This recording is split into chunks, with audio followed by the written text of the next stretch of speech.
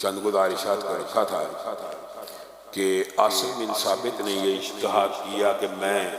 گرفتاری نہیں دوں گا، امان میں نہیں آؤں گا، اگرچہ امان میں آ سکتے تھے، میں لڑتا لڑتا شہید ہو جاؤں گا۔ شہید ہونے سے قبل انہوں نے ایک دعا کی، اللہ تعالیٰ میری میت کو، میرے جسم کو ان لوگوں سے محفوظ رکھنا۔ سلافہ بنت سعد ان کا خامن اور اس کے 4 بیٹے، آپ کے علم میں ہوگا کہ ان کو مسلمانوں نے بدر کے میدان میں قتل کیا تھا، اور یہ عورت اس نے 100 اونٹ کا اعلان کیا ہوا تھا کہ جو عاصم بن ثابت کی میت کو یا اس کے سر کو لے کے آئے گا تو میں ان کے سر کے اندر شراب بھر کے پیوں گی۔ تو یہ بات بھی معروف تھی عرب کے ہاں۔ تو عاصم بن ثابت جس وقت شہید ہو گئے تو بعض لوگوں نے اس نیت سے کہ ہم سلافہ کو اس کا سر بیچ دیں گے اور 100 اونٹ پالیں گے،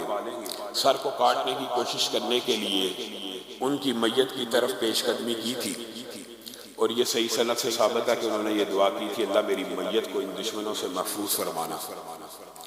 پھر ایسا ہوا کہ جیسے وہ میت کے قریب آتے تھے تو شہد کی مکھیوں کا ایک گول ان کے اوپر حملہ آور ہو جاتا، وہ پیچھے ہٹتے مکھیاں چلی جاتی، وہ آگے آتے پھر مکھیاں حملہ کر دیتی۔ گویا انہوں نے سمجھ لیا کہ یہ مکھیاں اللہ تعالیٰ نے مبعوث کی ہیں اس میت کی حفاظت کرنے کے لیے۔ خیر وہ انتظار کرتے رہے کہ شام ہوگی، مکھیوں کا غصہ ٹل جائے گا، شاید گرمی کی یا موسم کی شدت کی وجہ سے یا کسی وجہ سے مکھیاں ہمارے اوپر حملہ آور ہو رہی ہیں۔ شام ہوگی،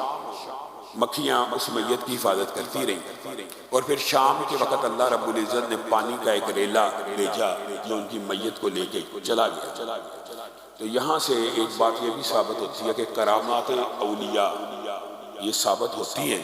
لیکن ایک بات ضمنی طور پہ یہ بھی سمجھنے کی ضرورت ہے کہ کرامت ولی یا کرامات اولیاء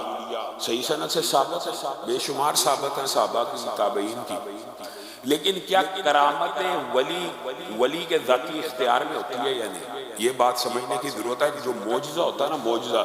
مستقل جو معجزہ ہوتا ہے وہ نبی کو اللہ رب العزت نے اختیار دے دیا ہوتا ہے کہ امت اگر آپ سے مطالبہ کرے آپ یہ معجزہ دکھا دیں۔ معجزہ بھی ذاتی طور پہ نبی کا کسبی نہیں ہوتا، اللہ تعالیٰ کی عطا ہوتا ہے، اور اللہ تعالیٰ نے ان کو اس کے اوپر اختیار دیا ہوتا ہے معجزے کے اوپر، اور انبیاء ویسے بھی معجزے کی دعا کرتے ہیں، اور اسی طرح اولیاء بھی کرتے ہیں۔ ولی کرامت کی دعا کر سکتا ہے، لیکن ولی ہر وقت اگر کوئی مطالبہ کرے جی اگر آپ ولی کرامت دکھاؤ، تو ولی کرامت کے اوپر قدرت اور اختیار نہیں رکھتا کہ دکھا سکے، یہ اللہ کی مرضی سے ہوتا ہے۔ اسی طرح کا واقعہ حضرت خبیب کے باب میں بھی ملتا ہے، جن کا واقعہ آپ کے سامنے گزشتہ خطبے میں رکھا تھا کہ ابو سفیان نے اور ان کو شہید کرنے سے پہلے پوچھا اگر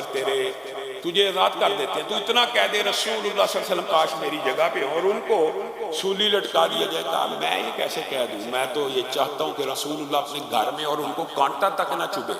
تم کہتے ہو میں یہ کہہ دوں۔ یہ واقعہ گزشتہ خطبے میں آپ کے سامنے رکھا تھا، لیکن اس واقعے کے اندر ایک جزوی بات تھی کہ جس وقت ان کو شہید کیا جانے لگا، جو عربی کا ایک مشہور قصیدہ بھی ہے حضرت خبیب بن عدی کا، اور اس کے اندر سے ایک شعر زبان زد عام ہے کہ لست ابالی حین اقتل مسلما علی ای جنب کان للہ مسرعی،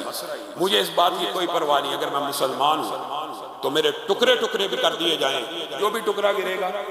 جس سائیڈ پہ بھی گرے گا مسلمان ہی گرے گا، مجھے کیا پرواہ، میں مسلمان ہوں۔ اور یہ نہیں کہ سنت ہے کہ سولی پہ یا تختہ دار پہ لٹکنے سے پہلے سب سے پہلے یہ شخص ہے کہ جنہوں نے 2 رکعتوں کو ادا کیا تھا، اور 2 رکعتیں بھی تیزی سے پڑھی کہ کہیں کافر یہ نہ سمجھ لیں کہ موت کے خوف کی وجہ سے، اور یہی ہیں وہ جنہوں نے اس بچی کو بھی پھر بطور اپنے دفاع کے، بطور اس کو یرغمالی کے پیش نہیں کیا، بلکہ اس بچی کو بھی کچھ نہ کہا، حالانکہ اس وقت یرغمال بنا سکتے تھے۔ اسی طرح جو دوسرے صحابی بچ